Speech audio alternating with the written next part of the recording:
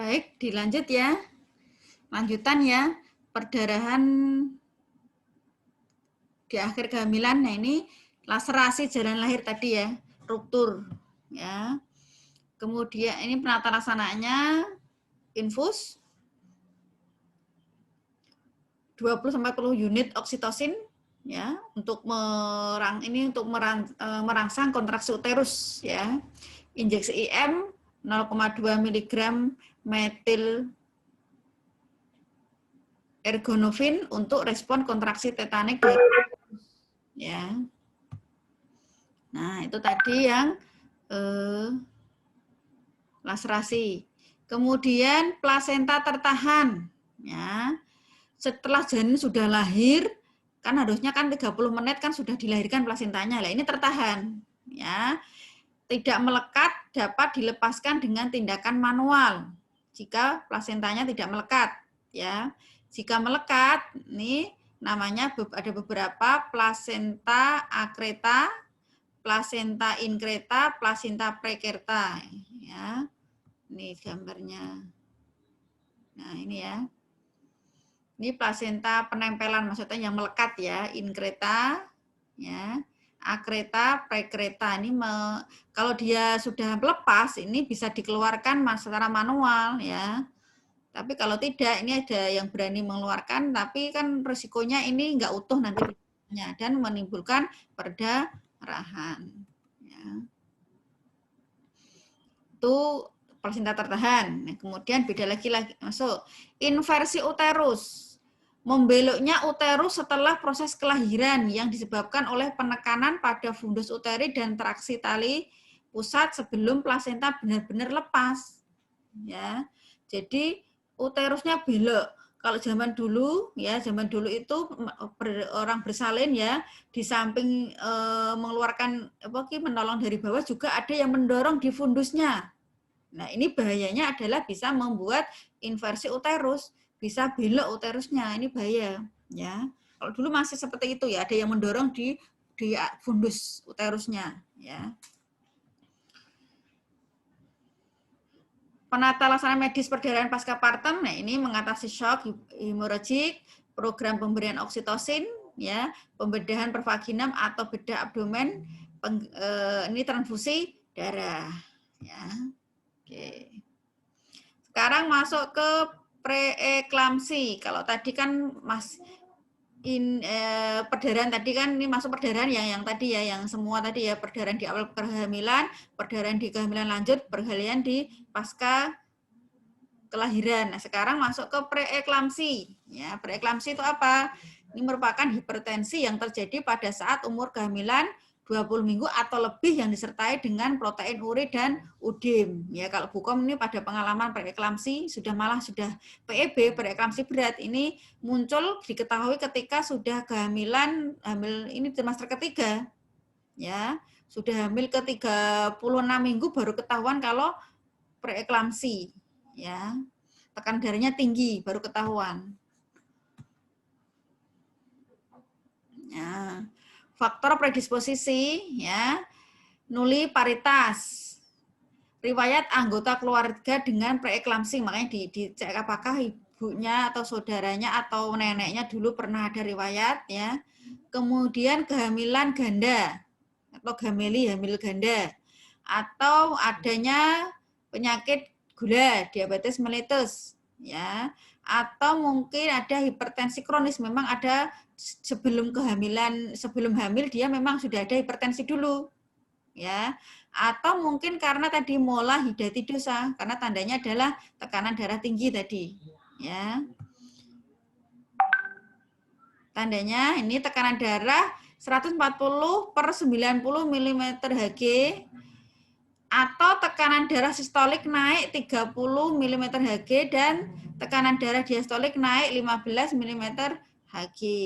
Nah, ini biasanya kan tekanan darah kan berbeda-beda ya. Mungkin ada yang 130 itu sudah merupakan tekanan darah tinggi, yang biasanya dia 100 ya. Itu jadi yang penting ini kenaikannya ini sistolik 30, diastolik 15. Sistolik itu yang atas ya. Diastolik yang bawah ya. Udim ya.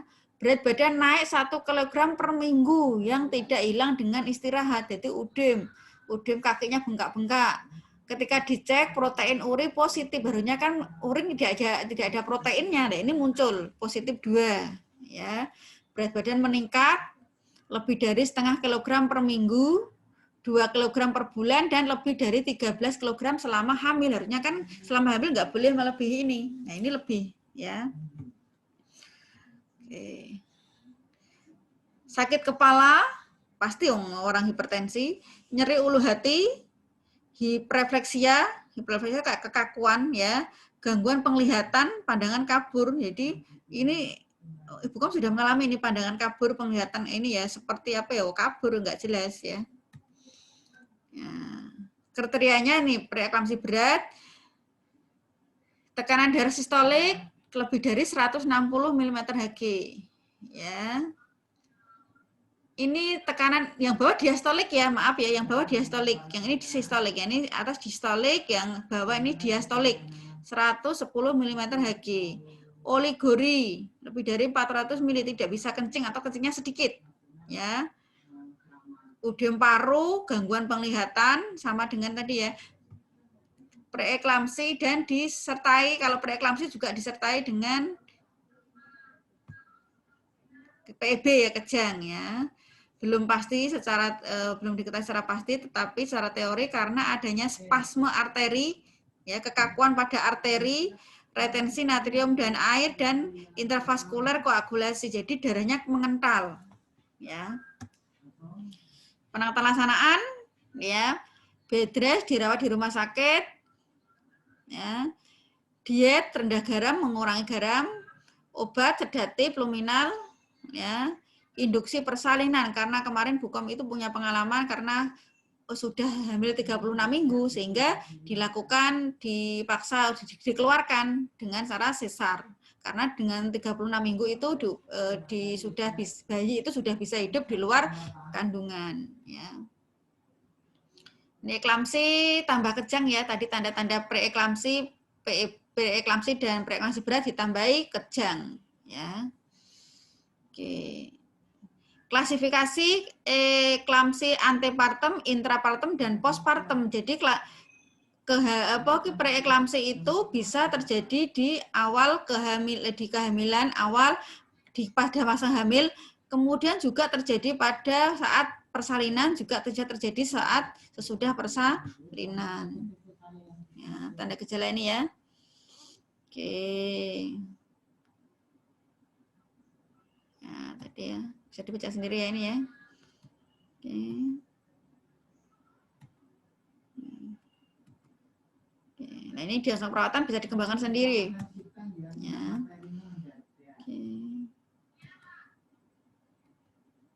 Nah, selesai terakhir preeklamsi ya.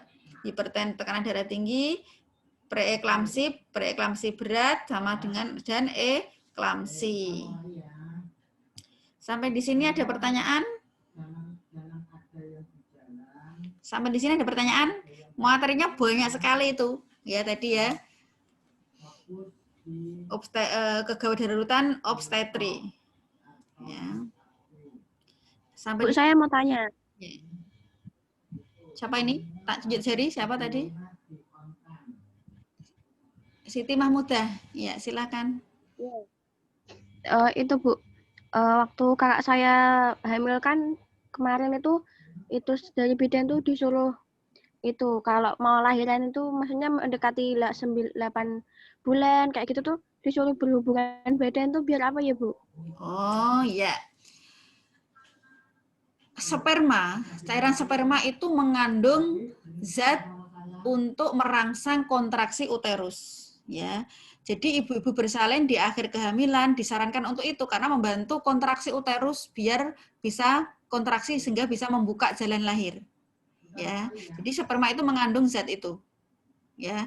Jadi apalagi yang ini ya, yang kelahirannya, yang persalinannya sudah 42 minggu kok belum ada tanda-tanda kelahiran. Nah, ini biasanya disarankan untuk berhubungan badan dengan suaminya. Karena tadi sperma itu mengandung zat-zat yang bisa merangsang kontraksi uterus.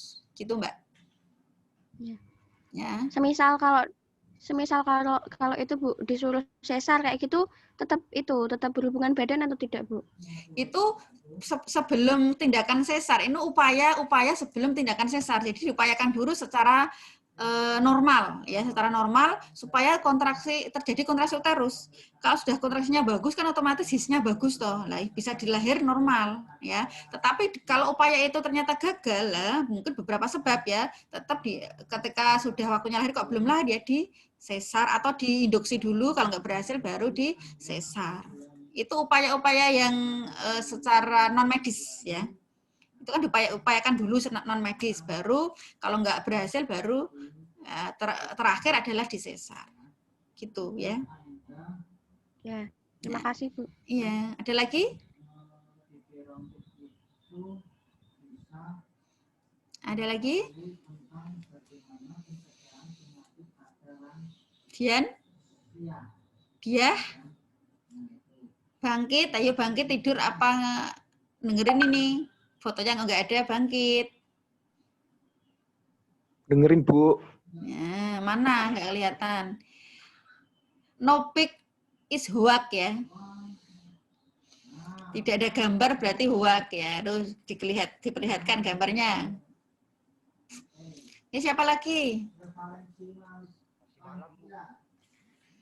Siapa lagi sambil bukom ini ya.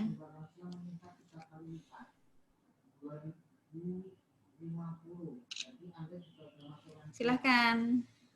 Jadi kalau belajar maternitas itu tidak ada istilah porno ya. Apalagi kita sudah di kesehatan itu ini jangan tabu ya, jangan tabu masalah-masalah memang itu dipelajari ya. Yang penting kalau mata pelajaran yang lain bisa dipraktekkan, tetapi kalau maternitas ini apalagi kehamilan jangan dipraktekkan. KB juga jangan dipraktekkan. Ya. Kalau yang lain boleh kalian praktekkan ya, tetapi yang ini maternitas jangan. Ya, kan sudah dipelajari Bu, lah sudah dapat ilmunya Bu, wah ini bahaya, ya apalagi yang dapat ilmu KB, wah bahaya ini, ya nggak boleh, ya.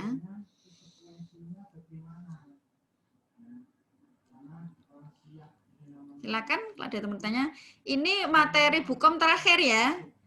Kemudian yang selanjutnya tadi sudah bukom sampaikan, sudah saya sampaikan ke Pak bukan Pak Komting, Pak Sipen ya, bahwa ada 4 kelompok yang dengan bukom ya, materinya juga di RPS ada. Nah, nanti yang 2 kelompok 1, 2 untuk minggu depan bisa presentasi, minggu depannya ditambah kelompok 3 dan 4. Ya, jadi kurang 2 pertemuan lagi yang teori jadinya ya. Presentasi 2 kali ya. Nanti presentasinya berarti yang menjadi host adalah kelompok, bukan bukom ya. Bukom diundang, jadi bukom yang jadi peserta. Ya, karena nanti yang mengeser materi kan dari kelompok. Ya, karena kalian kan sudah dapat kuota juga kan, yang beberapa yang Telkomsel sudah ada, nanti bisa menjadi host. Ya, nanti bukom dikasih akunnya atau linknya, nanti ikut gabung. Ya. Nanti dicek di RPS ya, Mas Ari. Mas Ari mana? Di RPS kan ada beberapa ini ya. Coba saya tak perlihatkan di sini, bisa enggak ya? Sebentar. Ya, saya share. Nah, ini ya.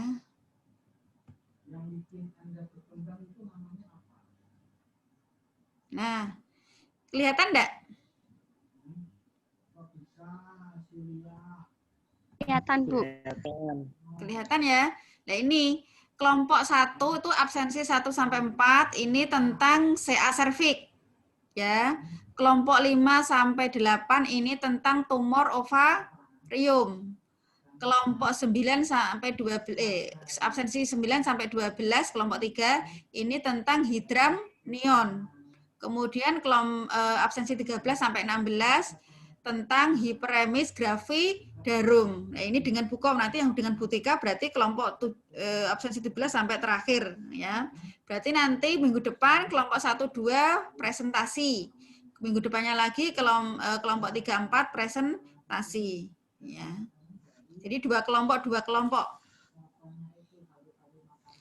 kelompok atau mau satu kelompok terserah. Kan waktunya masih panjang. Ya, masih banyak. Ini lebih baik satu kelompok ya biar fokus ya. Nanti yang menjadi host biar per kelompok yang maju. Jadi lebih enak. Ya.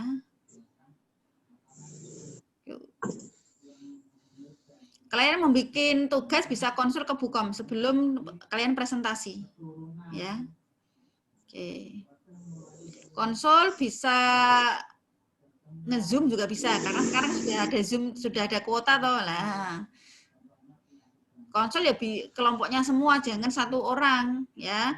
Tadi kan ada 4 orang ya, 4 atau 5 tadi, 4 ya. Nanti bisa dibagi ya, yang siapa ketuanya, sekretarisnya siapa, yang mencari materi siapa, yang ngetik siapa. Jadi di pembagian tugas harus jelas. Ini mempraktekkan manajemen ya.